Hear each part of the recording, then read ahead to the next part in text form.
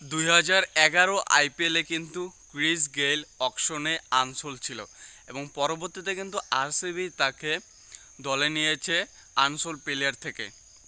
এবং সেই বছরেই ক্রিস গেইল 608 রান করেছিল 12টি ম্যাচ খেলে। মানে এইটা দ্বারা আপনি কি বুঝলেন? একজন প্লেয়ার যাকে আনসোল্ড করা হয়েছে এবং পরবর্তীতে বেঙ্গালুরু তাকে একজন আনসোল্ড প্লেয়ার হিসাবে নিয়েছে। তারা ভাবেও নাই যে ক্রিস গেল এত ভালো করবে, তো তাকে সুযোগ দিয়েছে এবং সেই ক্রিস গেল কিন্তু সেই 2011 আইপিএলে কিন্তু ক্রিস গেল কিন্তু আপনার অরেঞ্জ ক্যাপ পেয়েছে এবং সর্বোচ্চ কিন্তু রান সংগ্রহ ছিল। তো ভাই এর জন্য আমি বলি, যদি আইপিএলে আমার একটা টিম থাকতো, এই আনসোল হওয়া প্লেয়ার দিয়েও কিন্তু ভালো একটি শক্তিশালী টিম তৈরি করা যেত এবং অল্প টাকায় কিন্তু সেটা করা যেত।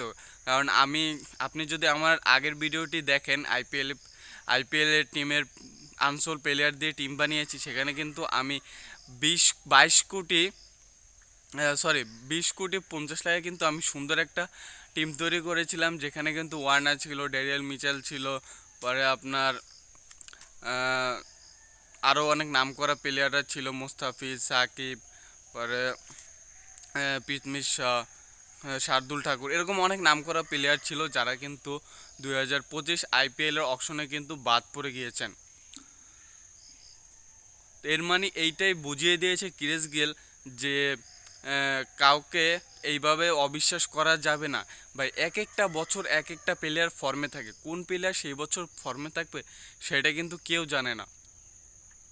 এখন আপনি যদি একজন প্লেয়ারকে দেখছেন গত বছর ফর্মে ছিল, গত বছর অনেক ভালো করছে, যেরকম গিল কিন্তু 2023 আইপিএল কিন্তু অনেক ভালো করেছিল এবং পরবর্তীতে কিন্তু 2024 আইপিএলে কিন্তু গিল ওরকম ভালো কিছু করতে পারেনি, যদিও আশানুরূপ তিনি ভালোই করেছেন কিন্তু ওই হাই লেভেলে কিন্তু তিনি যেতে পারেননি। এর মানে এইটাই বোঝায় যে আপনি বুঝতে পারবেন না যে একজন প্লেয়ার কোন সময় কোন ফর্মে থাকবে। যেরকম লখনৌ সুপার জায়ান্ট কিন্তু আপনার 27 কোটি রুপি দিয়ে তাকে ঋষভ পান্তকে নিয়েছে দলে এবং পাঞ্জাব কিন্তু নিয়েছে শ্রেয়াস আইয়ারকে।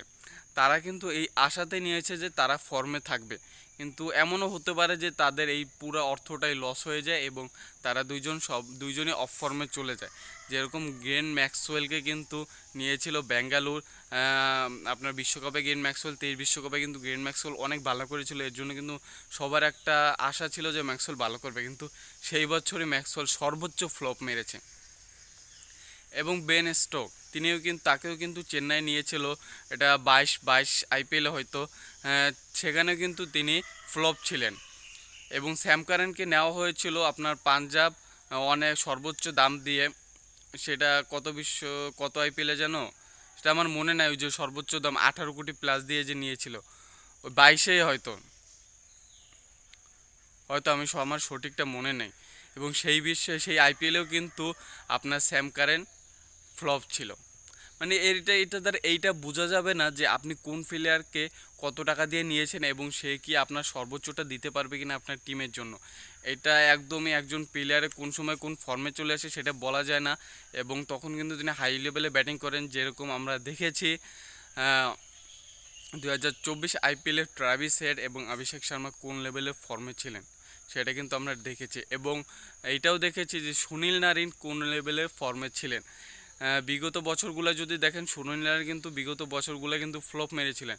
2023 আইপিএলের কথাও যদি বলি, সুনীল নারিন এমন একটা অবস্থা হয়ে গিয়েছিল যে তাকে কেউ দলে দেখতেই চায় না, এবং সেই সুনীল নারিনই 2024 আইপিএলে কিন্তু ধামাকা দেখিয়েছেন। তো এই বিষয়ে আপনার কি মতামত সেটা কমেন্টে জানান।